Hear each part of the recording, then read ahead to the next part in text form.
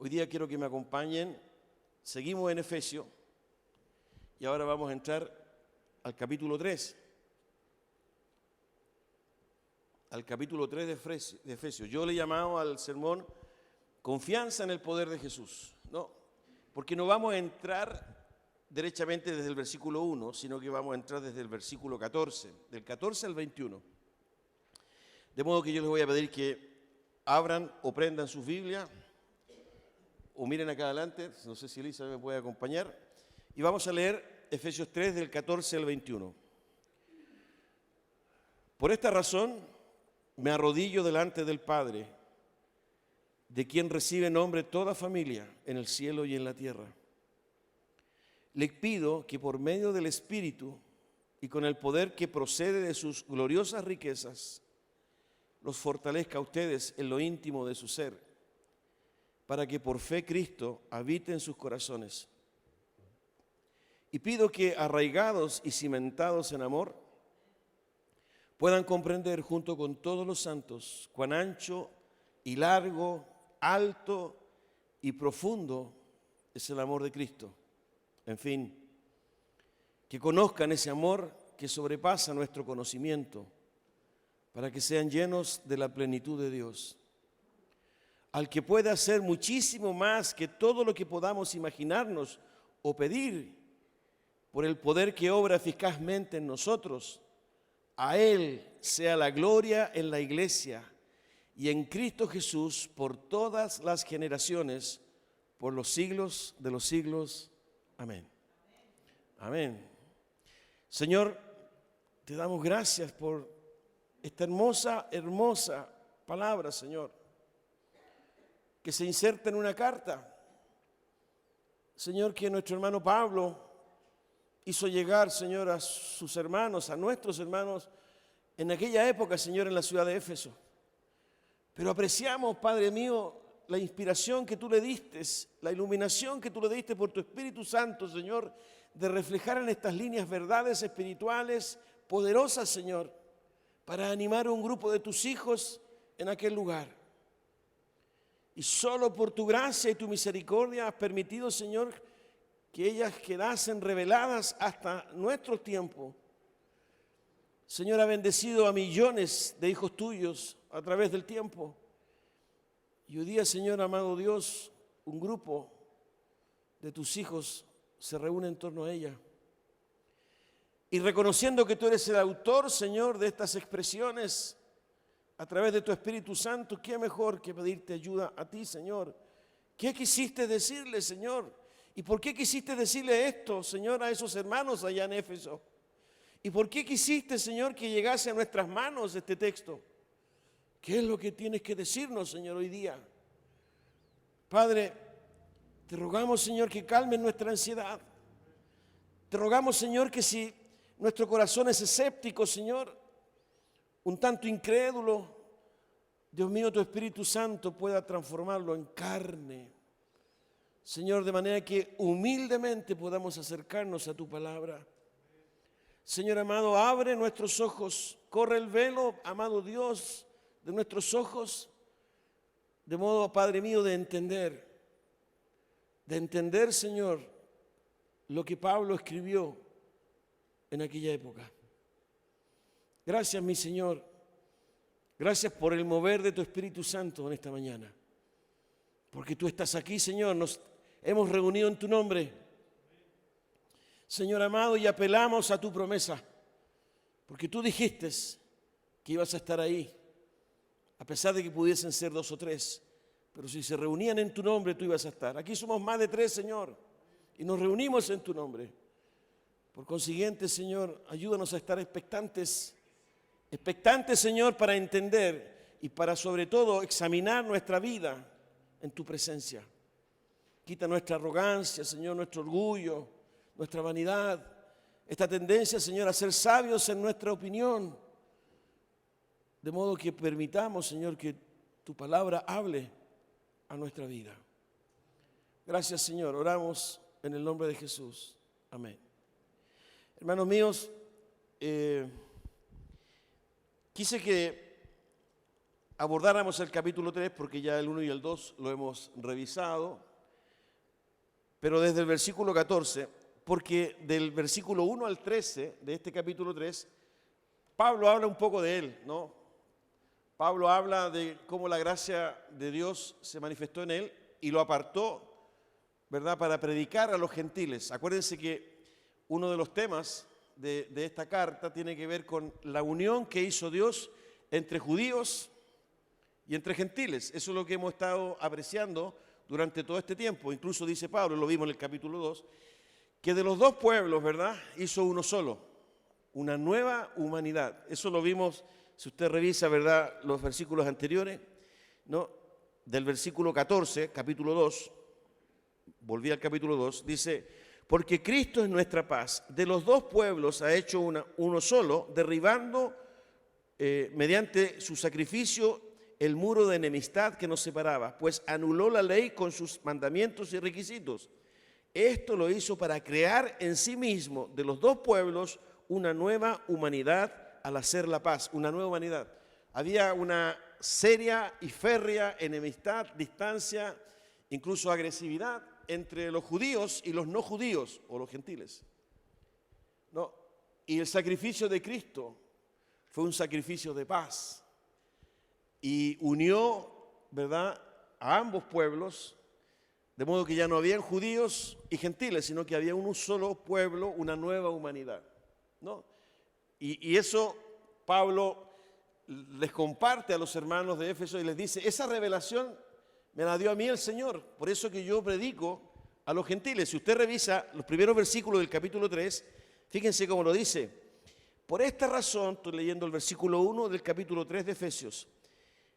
Por esta razón, yo, Pablo, prisionero de Cristo Jesús, por el bien de ustedes, los gentiles, me arrodillo en oración.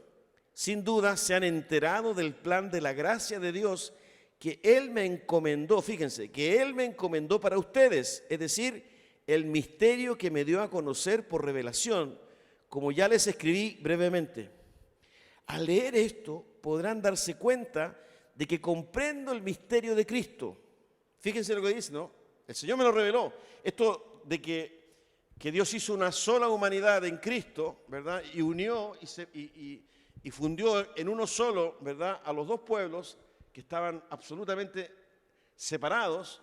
Es una revelación que Dios le dio a Pablo. Eso le está diciendo, ¿no? Al leer esto podrán darse cuenta de que comprendo el misterio de Cristo. Ese misterio que en otras generaciones no se les dio a conocer a los seres humanos, ahora se les ha revelado por el Espíritu a los santos apóstoles y profetas de Dios. Es decir, y aquí está el misterio, ya lo habíamos mencionado domingos anteriores, que los gentiles son, junto con Israel, beneficiarios de la misma herencia, miembros de un mismo cuerpo y participantes igualmente de la promesa en Cristo Jesús mediante el Evangelio, ¿no? Eso dice Pablo en este capítulo 3. Yo entendí la revelación, lo que yo les he escrito, ¿verdad?, es algo que Dios me dio a mí. En Cristo somos unos, ¿verdad? No hay diferencias, ¿no? Porque en Él, ¿verdad?, Él es nuestra paz, incluso lo dice, ¿no? Y de los dos pueblos hizo uno solo. Por eso que, si usted vuelve al capítulo 2, en el versículo 19, Pablo les dice: por tanto, ustedes ya no son extraños ni extranjeros, sino conciudadanos de los santos y miembros de la familia de Dios, ¿no? ¿Se acuerdan que ahí hablamos de cómo Pablo le comparte a los hermanos de Éfeso, que eran fundamentalmente gentiles, es decir, no judíos, que ellos eran parte del reino? Hablamos del concepto de reino, ¿no?, el domingo pasado, que ellos eran parte de la familia de Dios, ya no son extranjeros, sino que son miembros de la familia. Y también dijimos, que es otra metáfora que usa el apóstol aquí en el capítulo 2, que eran parte del templo. Ya no existía un templo físico, una infraestructura, un edificio, sino que ellos eran templo porque el Espíritu Santo reposaba en ellos, ¿no? Fíjense, eso es lo que les había escrito. Fíjense en el capítulo 2, versículo 20. Edificados sobre el fundamento de los apóstoles y los profetas, siendo Cristo Jesús mismo la piedra angular, ¿verdad? Esa piedra estratégica que soporta y que sostiene la construcción. Versículo 21, en él todo el edificio bien armado se va levantando para llegar a ser un templo santo en el Señor. En él también ustedes, fíjense, en él también ustedes son edificados juntamente para ser morada de Dios por su Espíritu. O sea, ustedes son parte del templo de Dios, son parte de la familia de Dios, están en el reino de Dios. No se olviden que el gran tema, ¿verdad?, de Pablo es, como lo he dicho ya muchas veces, la nueva sociedad que Dios estaba creando en Cristo. Pero también, ¿verdad?, el propósito de Pablo era animar a estos hermanos, una iglesia que estaba, y también lo hemos repetido muchas veces estos domingos, una iglesia que estaba inserta en una ciudad compleja y difícil, que ejercía mucha presión, mucha influencia, ¿verdad?, porque era una ciudad pagana, idólatra, ¿verdad?, donde habían manifestaciones culturales, ¿verdad?, que desafiaban a los hermanos, que oprimían a los hermanos, que tentaban a los hermanos. Había hechicería, ¿verdad?, había prostitución sagrada, porque estaba el templo de la diosa Diana, la diosa de la fertilidad. Entonces Pablo estaba preocupado, ¿verdad?, y como los conocía, porque había estado 3 años con ellos, de hecho había fundado esa iglesia, acuérdense, Hechos capítulo 19, aparecen los detalles. Entonces Pablo ha ido desarrollando en estos primeros 3 capítulos de su carta, ¿verdad?, revelaciones espirituales potentes para animar a los hermanos, ¿no?, para fortalecerlos, porque la presión era muy fuerte. Incluso al interior de la iglesia, ¿verdad?, habían herejías, ¿no?, habían hermanos que creían en la circuncisión todavía, es decir, Cristo no era suficiente, sino que además de creer en Él, era importante, ¿verdad?, circuncidarse o respetar ciertas tradiciones y prácticas judías, a lo cual Pablo se rebelaba absolutamente. Entonces, por eso que él comparte, ¿verdad?, este lenguaje. Ustedes ya no son extranjeros, no son extraños. Ustedes, ¿verdad?, los gentiles, han sido incorporados al plan de Dios. Porque antes ustedes estaban, fíjense, al comienzo del capítulo 2, ¿no?, antes usted dice, en otro tiempo ustedes estaban muertos en sus transgresiones y pecados, en los cuales andaban conforme a los poderes de este mundo. Estoy leyendo Efesios 2, 1. Se conducían según el que gobierna las tinieblas, según el espíritu que ahora ejerce su poder en los que viven en la desobediencia. En ese tiempo también todos nosotros vivíamos como ellos, impulsados por nuestros deseos pecaminosos, etcétera, ¿no? Entonces, ustedes estaban lejos de Dios, estaban muertos, ¿verdad?, estaban esclavizados, incluso estaban bajo la condena, bajo la ira de Dios. Pero ahora Dios los ha incorporado, ¿verdad?, a su plan, ¿no?, los ha incorporado a través del sacrificio de Cristo. Y de los 2 pueblos hizo uno. Es más, a través del sacrificio de Cristo, ¿verdad?, todo esto está en el capítulo 1 y 2, reconcilió no solo a estos 2 pueblos, sino que además reconcilió Cristo a la raza humana con Dios, ¿no? Todo eso en 15 minutos, en resumen. Y me quedaron varias cosas afuera. ¿Esta carta fue escrita cuándo? ¿En qué año? 60. ¿No? Y Pablo estaba preso en Roma. Qué bien. Qué bien. Entonces es una carta absolutamente vigente para nuestro tiempo. Porque en algún momento yo dije, ¿verdad?, que hay un símil por las características de esa ciudad, Éfeso, ¿verdad?, con las grandes ciudades de hoy día. Se calcula que en ese tiempo Éfeso tenía ¿cuántos habitantes? APP. ¿Cuánto? ¿No se acuerdan? 250.000. 250.000, más o menos 250.000. Era una ciudad importante, era la capital de la provincia de Asia, del Imperio Romano. Y en el texto de hoy, ¿verdad?, les quiero compartir otras cosas que el apóstol le dice a los hermanos. Esto es como ir creciendo, ¿no? Porque lo que primero le dijo a los hermanos, perdonen que siga con el resumen, pero me interesa para que no se les olvide, ¿verdad? Lo primero que le dijo Pablo a estos hermanos, ustedes fueron escogidos antes de la creación del mundo para ser santos. Ustedes fueron adoptados como hijos de Dios y fueron perdonados, redimidos, reconciliados con Dios. ¿Se acuerdan? ¿No? En el capítulo 1. Incluso, ¿verdad? Ustedes están considerados para los tiempos futuros. Cuando Jesucristo reine, ustedes van a estar ahí. Ese domingo, que fueron 2 domingos, cantamos una estrofita de un himno, ¿no es cierto? Cuando allá se pase lista, a mi nombre, yo feliz responderé. ¿No? Todo eso Pablo les ha mostrado. Y ahora, con lo que hemos leído, fíjense que él sigue orando por los hermanos de Éfeso. Esta expresión, ¿verdad?, de arrodillarse delante del Padre, aparece varias veces en esta carta. Fíjense que ahora aparece en el capítulo 3, versículo 14. Por esta razón me arrodillo delante del Padre. ¿No? Versículo 16. Le pido que, y ora por ellos. Pero esa expresión también aparece al comienzo del capítulo 3, en el versículo 1. Por esta razón yo, Pablo, prisionero de Cristo Jesús, por el bien de ustedes, los gentiles, me arrodillo en oración.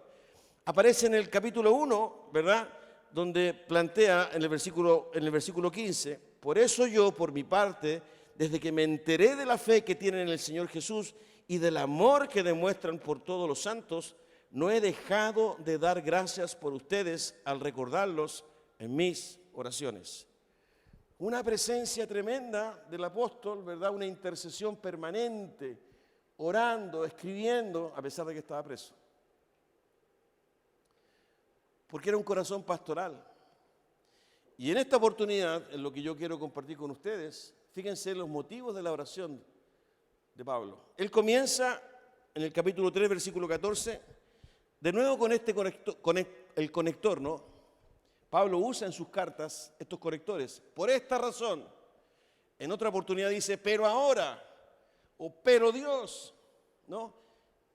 Y acá menciona, ¿verdad?, este conector. Por esta razón, es como que lo que ha venido diciendo, de alguna forma necesita, ¿verdad?, una conclusión, ¿no? O ayuda a la explicación de lo que él ha decidido hacer. Y él ha decidido seguir orando, ¿verdad? Y con todo lo que les ha compartido los hermanos, ¿verdad?, él dice, esto yo lo he incorporado en mis oraciones. ¿Y por qué dice el apóstol que está orando? No, fíjense, y lo dice clarito. Le pido que, versículo 16, capítulo 3, le pido que por medio del Espíritu y con el poder que procede de sus gloriosas riquezas, los fortalezca a ustedes en lo íntimo de su ser. Fíjense que ya estamos encontrando el motivo de su oración. Le pido que por medio del Espíritu y con el poder que procede de sus gloriosas riquezas, los fortalezca a ustedes en lo íntimo de su ser, para que por fe Cristo habite en sus corazones. Y pido, es decir, hay algo más que está pidiendo a Dios a través de la oración, que arraigados y cimentados en amor puedan comprender, junto con todos los santos, cuán ancho y largo, alto y profundo es el amor de Cristo. En fin, que conozcan ese amor que sobrepasa nuestro conocimiento, para que sean llenos de la plenitud de Cristo. Fíjense que hay dos aspectos, yo diría gruesos, que generan y motivan la oración del apóstol Pablo. Uno de ellos es, versículo 17, para que habite Cristo por fe en sus corazones. Y en el versículo 19, para que sean llenos de la plenitud de Dios. Él está orando, intercediendo ante Dios, para que Cristo, por fe, habite en sus corazones y para que sean llenos de la plenitud de Dios. No son temas menores. Pablo sostiene, ¿verdad?, que tal vez estas metas precisamente van a ayudar a estos hermanos a dar testimonio del Evangelio en la ciudad, ¿no?, en la familia y en el lugar en que ellos estaban. Pero fíjense que para llegar a esas metas, a esas dos metas, ¿no?, para que por fe Cristo habite en sus corazones y para que sean llenos de la plenitud de Dios, ¿no?, en ambas metas Pablo establece un camino. En la primera meta, para que por fe Cristo habite en sus corazones, fíjense lo que hay un poquito antes en el versículo 16. le pido que por medio del Espíritu y con el poder que procede de sus gloriosas riquezas, los fortalezca a ustedes en lo íntimo de su ser. Es decir, la intervención del Espíritu Santo, ¿verdad?, en la vida de los hermanos y hermanas de Éfeso. Y no solo la intervención, sino que además la manifestación del poder del Espíritu Santo. Es decir, no es un acto, ¿verdad?, de fe superficial, sino que Pablo está orando que para enfrentar la presión, para poder vivir en armonía y en equilibrio, ¿verdad?, entendiendo que Cristo hizo la paz y que se está construyendo un solo pueblo, una sola nación, una nueva humanidad, una nueva sociedad, un nuevo hombre y una nueva mujer, es fundamental que el Espíritu Santo y su poder fortalezca la vida, la intimidad, el alma de cada hermano. Porque la lucha no es menor. Y fíjense, ¿por qué digo eso? Porque a continuación él plantea la necesidad de creer, o sea, de tener fe de que Cristo realmente habita en mi corazón. La fe es fundamental para permanecer. La fe es fundamental, ¿verdad?, para intencionar, ¿verdad?, no solo una relación con Dios, sino que una relación con mi hermano, con mi prójimo. Por eso que él dice, por esta razón, es decir, por todo lo que yo les he dicho, por el misterio que les he compartido, el entender, ¿verdad?, que Dios ha conciliado todo y reconciliado todo en el sacrificio de Cristo. Eso significa que somos todos uno, pero porque somos todos uno, tenemos que intencionar nuestra relación con los demás. El gran tema aquí es el amor.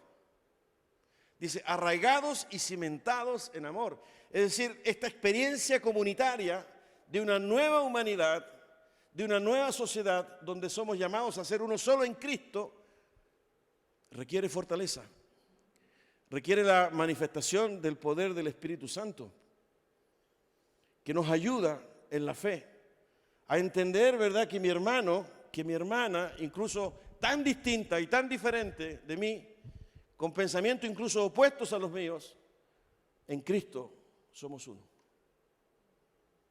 Es decir, es algo, ¿verdad?, que la comunidad de Dios, la nueva humanidad de Dios necesita. El Espíritu Santo, pero además el poder del Espíritu Santo, que fortalece, ¿verdad?, mi intimidad, mi alma, y que me ayuda, ¿verdad?, a sobrellevar la presión de lo que significa vivir, ¿verdad?, en un contexto, en una sociedad, en una cultura, que lo único que hace es desanimarme, es oponerse, es tentarme, ¿verdad?, y que no privilegia en absoluto el que yo pueda seguir a Cristo. Muy por el contrario, ¿no? Por eso que Pablo dice, le pido que por medio del Espíritu y con el poder que procede de sus gloriosas riquezas, los fortalezca a ustedes en lo íntimo de su ser. Hoy día necesitamos fortaleza. ¿Cree usted que necesitamos fortaleza, no? ¿Por qué necesitamos fortaleza? ¿Qué está pasando en nuestra vida? ¿Qué está sucediendo, verdad, en nuestra familia, en nuestro trabajo? ¿Cómo apreciamos el entorno, verdad, que nos rodea? Los vaticinios, los pronósticos, la incertidumbre, que va desgastando, que va consumiendo, que va generando ansiedad, incluso va generando y creando temor. Hoy día hay muchas cosas, por ejemplo, que están dependiendo de un resultado. Nuestro país está altamente monetarizado y de lo que normalmente se habla, ¿verdad?, las comunicaciones son, por ejemplo, los proyectos que están pendientes. Cómo el sector empresarial, ¿verdad?, ha dejado de invertir, por ejemplo. Incluso algunos han retirado sus recursos. Pero también hay un grupo de personas, por ejemplo, nuestros hermanos inmigrantes, que también están pendientes de estas votaciones, muy probablemente, ¿verdad?, porque podría haber un cambio en la política de inmigración del país. Hay otro sector, ¿verdad?, como son los padres y los apoderados que están pendientes de lo que hoy día se va a definir, porque al parecer podría haber cambios también en las políticas educacionales, lo que se enseña en los colegios. En fin, es un entorno, ¿verdad?, que pareciera ser inseguro, incierto. Incluso tal vez más de alguien, dependiendo de los resultados, ha tomado la decisión de salir o no salir del país. De manera que cuando el apóstol dice, estoy orando para que el Espíritu Santo y el poder del Espíritu Santo los fortalezca y se manifieste en ustedes, claro, aparece después para que por la fe habite Cristo en vuestros corazones. ¿Qué tiene que ver eso con la elección de un presidente? ¿Cuál es el beneficio? ¿Cuál es la bendición de que habite Cristo en mi corazón? Por la fe. Porque definitivamente Pablo se caracteriza por compartir un evangelio absolutamente práctico. Por eso que él termina hablando del matrimonio, de la familia, de la relación de los padres con los hijos y de los hijos con los padres. Entonces, entendiendo el contexto de la iglesia de Éfeso, lo que ellos vivían, la persecución, ¿verdad? En fin, la tentación, en fin, la hechicería y todo eso, ¿verdad? Y de alguna forma lo extrapolamos hoy día a nuestra realidad y hacemos nuestra, ¿verdad? Esta oración que hace Pablo por los hermanos en Éfeso, tenemos que identificar, ¿verdad?, qué significa que habite Cristo por la fe en nosotros, porque esa es la oración de Pablo. ¿Qué significa que el Espíritu Santo se manifieste con poder en nuestra vida para que nosotros estemos anclados, porque alguna consecuencia tiene que haber en el hecho de que Cristo habite en nosotros? Si Cristo habita en nosotros, si nosotros tenemos la certeza de que así es y la convicción de que así es, ¿habrá un cambio en nosotros? ¿Habrá una modificación en nuestros pensamientos, en nuestras expectativas, en nuestra ansiedad, en nuestra incertidumbre, en nuestro temor? Por supuesto que sí. Si es que, acuérdense que Pablo se caracterizaba por ser irónico. En Romanos capítulo 8 dice, si es que el Espíritu Santo de Dios mora en ustedes. Aquí sería, si es que realmente tienen fe de que Cristo habite o habita en vuestros corazones. De lo contrario, hay que pedir al Señor que su Espíritu Santo nos fortalezca. La realidad de Dios en nuestra vida, dicho de otra manera, tiene que tener una consecuencia, no solo, ¿verdad?, en lo íntimo, en lo personal, en lo que pensamos o sentimos, sino que también, ¿verdad?, en cómo enfrentamos este contexto, ¿verdad? Cómo enfrentamos y cómo decidimos y cómo actuamos frente a un escenario en el cual no tenemos mayor participación. Porque por más que nosotros hoy día quisiéramos cambiar algunas cosas, no las podemos cambiar. Por eso es importante votar. Por ejemplo. Pero no podemos ir más allá. De tal manera, ¿verdad?, que es un momento para entender, y Pablo se lo dijo a los hermanos de Éfeso, que somos ciudadanos del reino, del cielo. Porque eso es justamente lo que antes les ha dicho Pablo a los hermanos de Éfeso. Ustedes son ciudadanos del reino. Ustedes son miembros de la familia de Dios. Ustedes conforman el templo. Y están siendo edificados, ¿verdad?, donde mora el Espíritu Santo. Pero como lo decíamos, ¿verdad?, no recuerdo bien si el domingo pasado o el anterior, ¿verdad?, no es para vivir en una condición intelectual o levitar, ¿verdad?, como marginarnos de lo que está pasando, sino que definitivamente, ¿verdad?, enfrentar con una actitud distinta lo que está ocurriendo, con fe, con confianza, porque Cristo habita en mi corazón. Y si el Señor habita en mi corazón, ¿verdad?, tengo paz. Esa paz, sabemos el versículo, ¿no?, que sobrepasa todo entendimiento. ¿No? Esa posibilidad de poder caminar sobre las aguas, que son textos, lecturas que nosotros encontramos en otros pasajes, por ejemplo en el caso de Pedro, ¿verdad?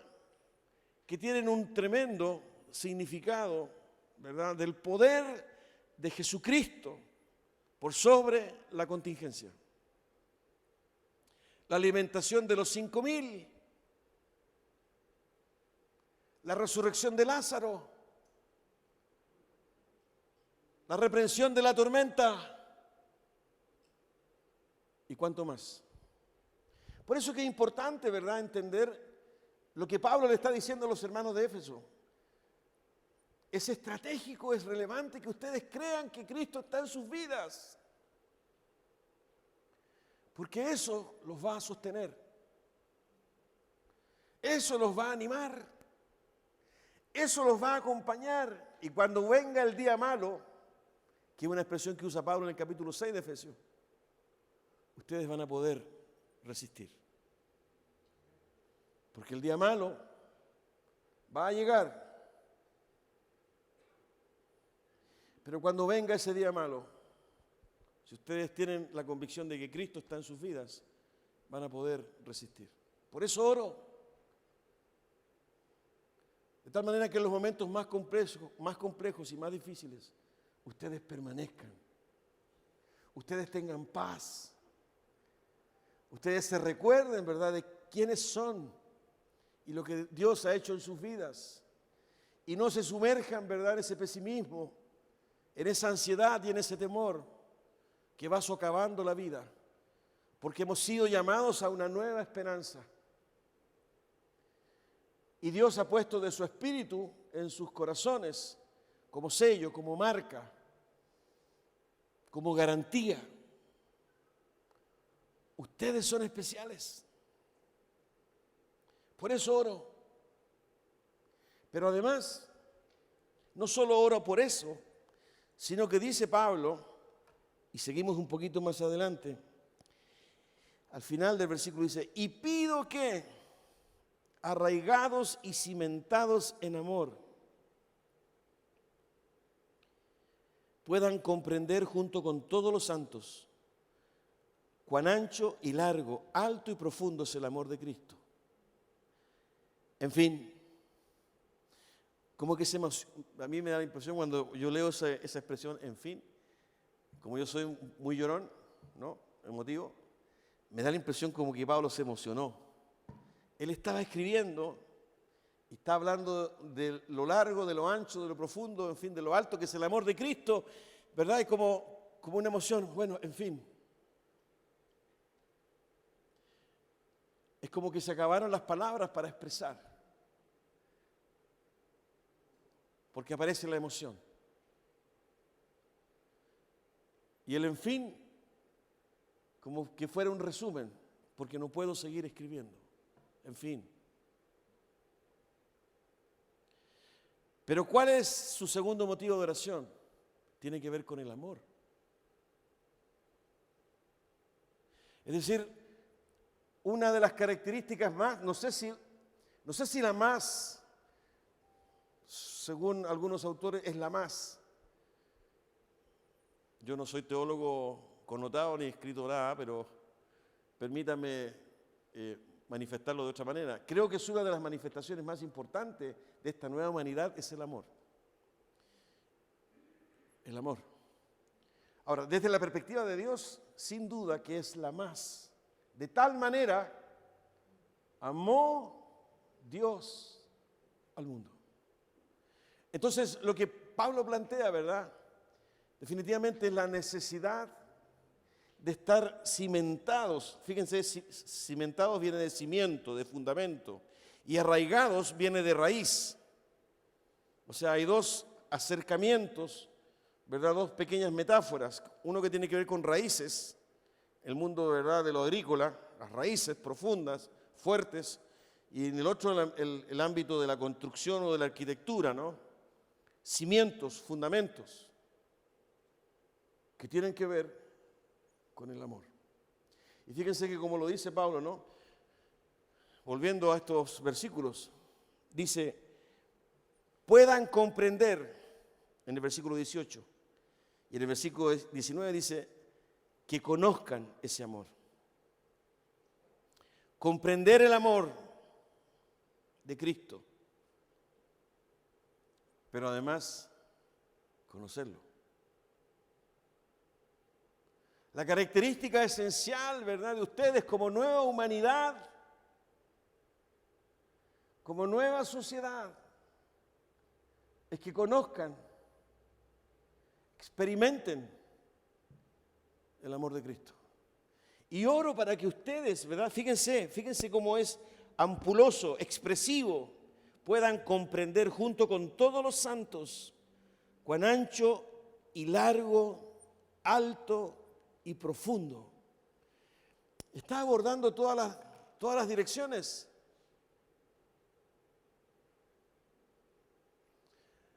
Viene a mi mente, por ejemplo, el Salmo 139, que de alguna manera usa, ¿verdad?, estas ubicaciones. ¿A dónde podría ir tu espíritu? Si subiera a los cielos, allí estás tú. Y si me fuera al Seol, es decir, a lo profundo de la tierra, también tú estás allí. Y si me fuera a lo más lejano, a las alas del alba, plantea el Salmo, también tú estás. Y lo plantea Pablo en Romanos: ¿quién nos separará del amor de Dios? Y nuevamente lo repite, ¿verdad?, aquí a los hermanos de Éfeso, puedan comprender lo vasto, lo profundo, lo inmenso que es el amor de Dios. La verdad que oro para que ustedes lo experimenten. Y fíjense que si uno es un poco más fino, eso de experimentar el amor de Cristo, ¿no?, y de entender y comprender lo vasto, lo profundo, ¿verdad?, que es el amor de Dios, está estrechamente vinculado con el último mandamiento de Jesús a sus discípulos. Cuando les dice, ¿verdad?, en esas últimas horas: un mandamiento nuevo os doy, que os améis unos a otros, como yo os he amado. Pareciera ser, ¿verdad?, y así lo creo al menos yo, y es lo que está diciendo Pablo, es que conocer y comprender el amor de Dios, el amor de Cristo en mi vida, me permite tener misericordia y compasión por el otro, por el prójimo. Y cuando Dios ha conformado esta nueva humanidad, donde ahora, ¿verdad?, yo ya no tengo diferencias con el otro, y además estoy de alguna forma, ¿verdad?, desafiado a amarlo, a tolerarlo, a tener paciencia, incluso a considerarlo como superior a mí mismo, ¿verdad?, y anteponer mis intereses por los de mi prójimo. Todo eso es palabra de Dios. Necesito, evidentemente, el amor de Cristo. Es decir, para vivir la realidad de esta nueva humanidad, para vivir la experiencia, ¿verdad?, de esta nueva sociedad y de alguna forma presentarnos ante lo que nos rodea, ante la cultura humana caída, ante el paganismo y la idolatría, ¿verdad?, que cerca y que está inserta en el mundo de las tinieblas. Es el amor que proclama, que vive, que experimenta el reino de Dios en aquellos súbditos que lo integran. Por eso que Pablo, ¿verdad?, dice: es importante que tú hayas tenido una experiencia con Cristo y tú hayas sentido el amor de Él para con tu vida. Porque cuando tú experimentas el amor de Dios en tu vida y logras entender que es un amor inmerecido y que es la gracia de Dios, un tema que también aborda en el capítulo 2 Pablo, tú vas a poder tener compasión, gracia y misericordia por tu prójimo. Y no vas a caer en la condenación, y no vas a caer en el juicio, y no vas a caer en la discriminación, porque si hay algo que tiene que tener esta nueva humanidad, ¿verdad?, es cohesión, es comunión. Si ustedes revisan las cartas del apóstol, ¿verdad?, Romanos, Corintios, Gálatas, el llamado de Pablo siempre es, incluso aquí en Efesios, en el capítulo 4, cuando abordemos el capítulo 4, ¿no? Cuiden la unidad, tolérense, tengan paciencia el uno con el otro, perdónense. Pero ese llamado del apóstol, ¿verdad? No es un llamado, ¿verdad?, al esfuerzo humano o a la simpatía, sino que está posicionado, por eso que dice arraigados y cimentados en el amor. Porque si mis raíces, ¿verdad?, son profundas y fuertes y mi fundamento, ¿verdad?, también es firme, yo puedo construir, yo puedo dar frutos de amor. Es esencial, porque en la presión, en la dificultad, aflora lo que realmente somos y en lo que creemos. Acuérdense de la enseñanza de Jesús, ¿no? Cuando Él habla de estos dos hombres que construyen su casa, uno sobre la arena y otro sobre la roca. Eran dos casas top, con 3 pisos, mansarda, piscina, hermosas casas, con un antejardín, ¿verdad?, y unas rosas, y atrás un tremendo patio, un invernadero, ¿no? Y claro, y pasábamos por enfrente de ellas y las dos casas eran iguales. El mismo arquitecto rural las había construido. Pero vino el terremoto y se demostró la diferencia de las dos casas. Una permaneció y la otra se destruyó. Jesús usa el término, y grande fue su ruina. Parece que no eran iguales. Se veían iguales. Incluso, ¿verdad?, si me daban a mí la posibilidad de elegir una, me era difícil elegirla. ¿Cuál? Pero cuando vino el terremoto, la inundación, el desastre, finalmente surgió la diferencia. Por eso que es relevante y es importante entender, ¿verdad?, este concepto que está planteando. Estoy orando por ustedes para que conozcan el amor de Cristo, lo vasto, lo profundo, lo poderoso, para que lo puedan experimentar, porque Pablo sabe, ¿verdad?, que eso es fundamental en la construcción de esta nueva humanidad y en la relación del uno con el otro, sobre todo por el hecho de dar testimonio allá afuera. Por eso que Jesús dice, ¿no?, como yo os he amado. Alguien que no ha experimentado el amor de Dios, alguien que no conoce el amor de Dios, alguien que no ha vivido la gracia de Dios, no puede amar al otro. Porque la esencia de amar al otro, ¿verdad?, tiene que ver con compasión, misericordia y gracia. ¿Cómo voy a amar, verdad, a mis detractores? ¿Cómo voy a amar a mis oponentes? ¿Cómo voy a amar a mis enemigos? ¿Cómo voy a perdonar, verdad, a mi hermano que me ofendió si no tengo ese amor? Por eso que esta segunda petición de oración de Pablo es clave para la permanencia de la iglesia, de la comunión de los hermanos. Repito, la preocupación de Pablo es el testimonio de esta comunidad en una ciudad compleja, en un tiempo difícil, de sensualidad, de violencia, un imperio despiadado, ¿verdad?, y prácticas ocultas. Esto era esencial y sigue siendo esencial. Una de las grandes críticas, ¿verdad?, que se le hace al mundo evangélico cristiano son la cantidad de divisiones que experimentan las iglesias. Los desencuentros, ¿verdad?, al interior de la iglesia que hacen que un grupo tome sus sillas y se vaya. O el hecho de que muchos hermanos o hermanas van de iglesia en iglesia, pululando,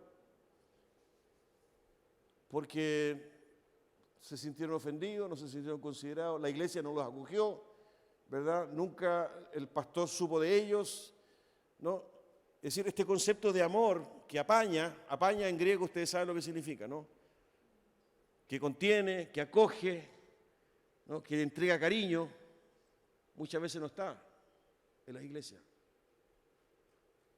Rapidito llegamos, rapidito nos vamos con nuestra frase cliché: que Dios te bendiga. Aquí estamos en presencia de un conglomerado y una comunión distinta, sobre todo por las características que la iglesia estaba viviendo en ese tiempo. Acuérdense que la descripción que hace el libro de los Hechos sobre los primeros hermanos, ¿verdad?, es tremendo. Compartían todo, vendían todo, nadie tenía necesidad, en fin. Todos los días se reunían en el templo. ¡Qué lata! Todos los días. No, yo una vez nomás a la semana. Porque sí tengo otras cosas que hacer. Además, me canso. Compartían el pan. Oraban los unos por los otros. Y cuando los persiguieron, ¿verdad?, en vez de apagar las luces, ¿verdad?, hasta nuevo aviso, oraron para que Dios les diera más denuedo, más coraje. Incluso por ahí el texto dice que se sentían honrados cuando morían por causa de Cristo. Pablo lo dice. Son otros tiempos, hermanos. Son otros tiempos. Pero también somos probados. Y por eso que Dios ha querido que este texto llegue hasta nuestras manos. El mensaje es ser fortalecidos en el Espíritu Santo por el poder que hay en Él. Arraigados y cimentados en el amor. Y fíjense, como segunda y última meta, miren lo desafiante: para que sean llenos de la plenitud de Dios. Para que tu vida refleje a Dios. Ojo, eso es importante, esto no es un tema de idolatría, ¿no? No se olviden que a Dios lo vemos en el otro. Es decir, cuando estamos con problemas y dificultades, por ejemplo, y tenemos problemas de alimentación o de salud, o estamos solos, oramos al Señor, clamamos al Señor, ¿verdad? Y de repente llega un hermano, una hermana, un llamado de teléfono, o alguien a la puerta, ¿verdad? Mira, la verdad que te venía a entregar esto, no sé por qué razón, pero lo sentí en mi corazón, me acordé de ti, y estamos orando por ti, así que recíbelo. Ese hermano que recibe eso, relaciona esa solidaridad y esa presencia con su oración. Dios se manifiesta. Por eso que la bendición, ¿verdad?, y la comunión del uno con el otro nos ayuda a entender esta relación espiritual que Dios va formando en nosotros. Entonces, cuando Pablo dice para que la plenitud de Dios, como lo expresa, ¿verdad?, en este versículo, para que sean llenos de la plenitud de Dios, tiene que ver definitivamente con estas demostraciones del carácter, del perfil, de la realidad de Dios en nuestra vida.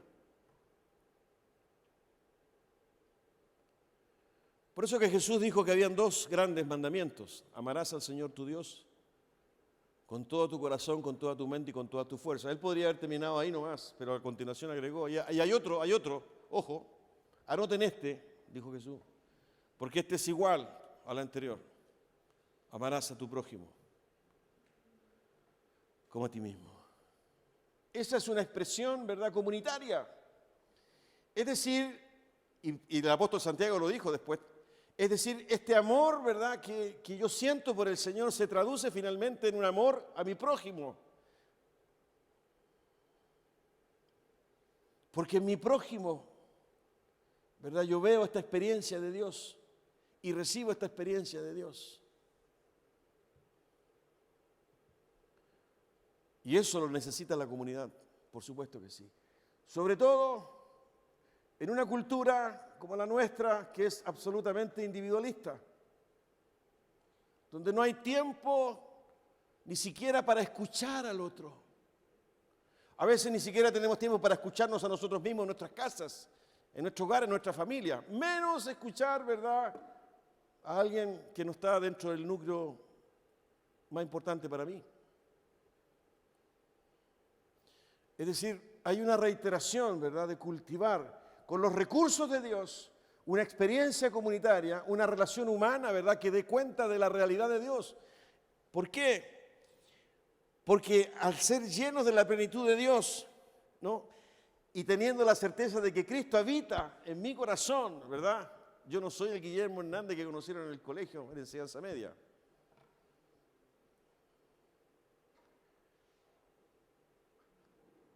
Si algunos compañeros me vieran, perdonen que hable en primera persona.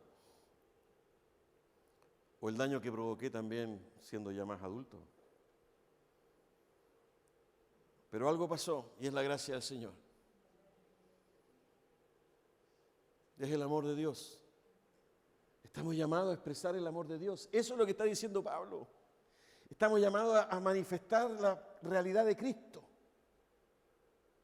No a través de ese argumento intelectual, ¿verdad?, de que la Biblia dice esto, dice otro, yo creo en esto, ustedes las imágenes, ustedes la idolatría. No. Está hablando, ¿verdad?, de que tu vida, mi vida, nuestra relación, nuestra comunión, nuestra experiencia comunitaria dé cuenta del reino de Dios. De que somos miembros de la familia de Dios, que integramos el templo donde el Espíritu Santo de Dios se mueve. Porque la lucha, y lo dice Pablo en el capítulo 6 de Efesios, la lucha no es contra personas, sino que contra huestes espirituales en las regiones celestes,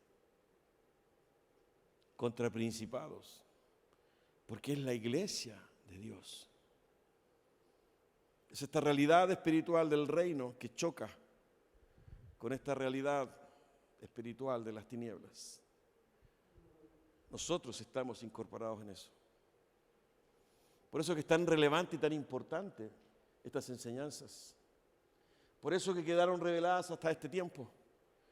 Por eso que Pablo, ¿verdad?, se arrodilla, clama y gime. No claudiquen, no se cansen. Busquen la plenitud de Dios para sus vidas. Crean que Cristo habita en vuestros corazones. Y no caigan en el error de pensar, pero es que yo soy humano nomás. No, es que yo no te puedo perdonar, yo te disculpo, porque lo único que perdona es Dios. No, pero, ¿no es cierto? Y siempre nos justificamos con eso. No, pero que ese fue Jesús. Yo soy Guillermo. No me vas a comparar con Jesús. No es lo que enseña la Biblia. La Biblia enseña exactamente lo contrario. Pero también enseña que no es el recurso nuestro, sino que es la presencia del poder del Espíritu Santo en nuestra vida. Es la presencia del amor de Dios en nuestra vida. Fíjense en el capítulo 5, y búsquenlo por favor, capítulo 5 de Romanos.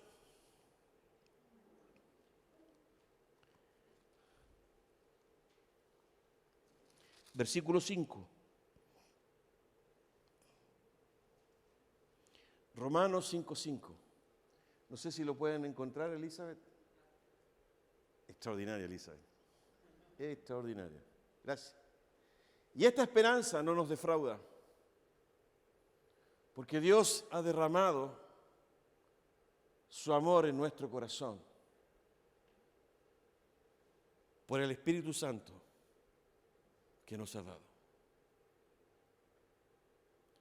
Dios derramó en tu corazón su amor,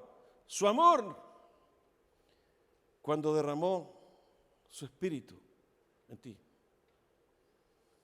Esa frase no está condicionada, no es una probabilidad, no es lo que va a hacer o es probable que haga. Si tú creíste en Jesucristo y lo has hecho Señor de tus vidas, si tienes una relación con Él, el amor de Dios está en tu corazón y el Espíritu Santo de Dios está en tu corazón. Por eso que la fe es clave. Porque el recurso Dios ya lo proveyó. Lo importante es que lo creas para que lo uses o para que obedezcas, suena más elegante teológicamente. Porque todo es de Él y todo es para Él. ¿Se da cuenta, no? No es nuestro. Lo que sí es nuestro, ¿verdad?, es esa respuesta de gratitud ante su gracia, su amor y su misericordia. Ese corazón que era de piedra y se transformó en corazón de carne. Ya no soy indiferente, ya no me aburre esto.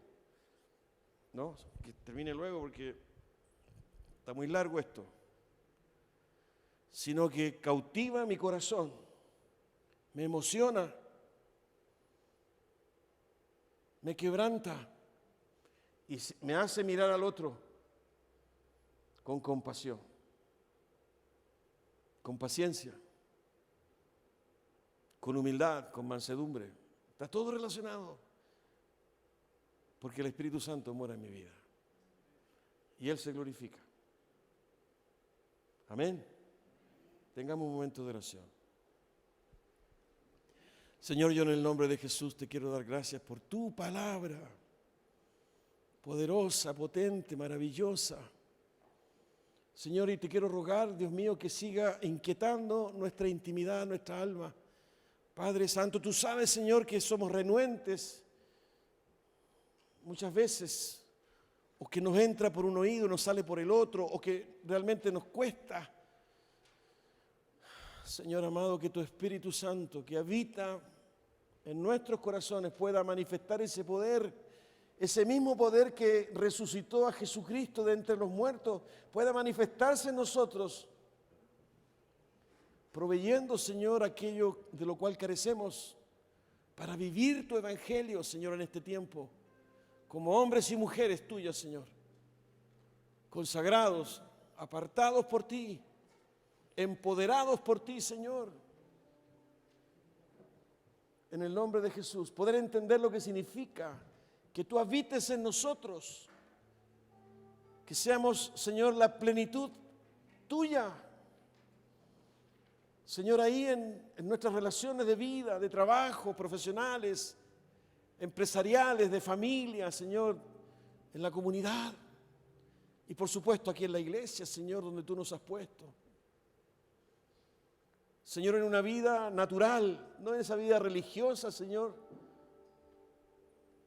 que crea máscaras, apariencias, sino de manera genuina en lo profundo de nuestro corazón. Señor, para gloria tuya, ayúdanos, Señor, nos encomendamos a ti. Nos encomendamos a ti, Señor, y reconocemos nuestra necesidad de ti. Bendito sea tu nombre, Padre. Oramos en el nombre de Jesús. Amén. Amén. Que el Señor les bendiga, hermanos. Y muchas gracias.